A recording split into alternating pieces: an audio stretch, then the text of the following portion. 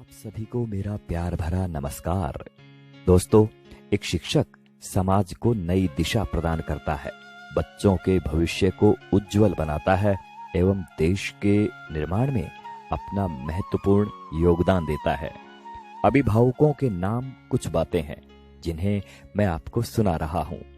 मैं उम्मीद करता हूं कि ये बातें आपको पसंद आएंगी और यदि आपको ये बातें पसंद आईं तो आप इन्हें अवश्य ही आगे बढ़ाएं। आपके एक या दो बच्चे हैं और कभी कभार आप उनकी शरारतों पर झल्लाकर उन पर हाथ उठा देते हैं, तो जरा सोचिएगा कि एक शिक्षक इतने सारे बच्चों को कैसे संभालता है।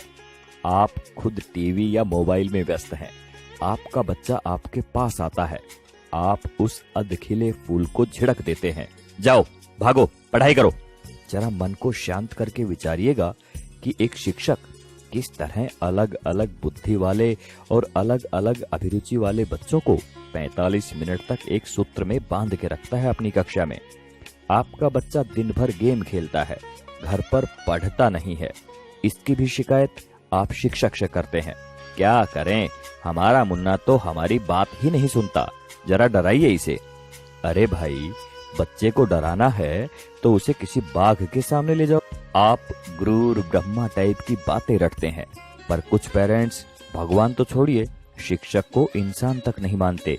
वे ये मानने को तैयार ही नहीं कि एक शिक्षक का व्यक्तिगत जीवन भी होता है, उसकी भावनाएं होती हैं, उसकी सीमाएं होती हैं।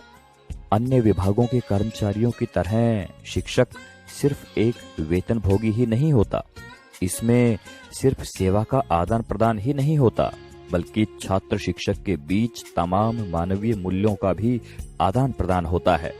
आप अपने छोटे मोटे काम कराने के लिए सरकारी कर्मचारियों के आगे हाथ जोड़ते हैं, पैर पकड़ते हैं, लेकिन शिक्षक जो कि आपकी संतान को शिक्षा दे रहा है, उसकी एक गलती आपसे बर्दाश्त नहीं होती।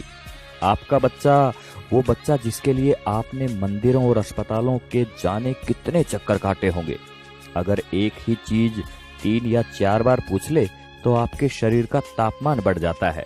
अब जरा सोचिए कि एक शिक्षक किस धैर्य के साथ बताता है कि 3 + 1 और 1 + 3 दोनों बराबर होते हैं, भले ही ये एक दूसरे के विपरीत नजर आते हैं।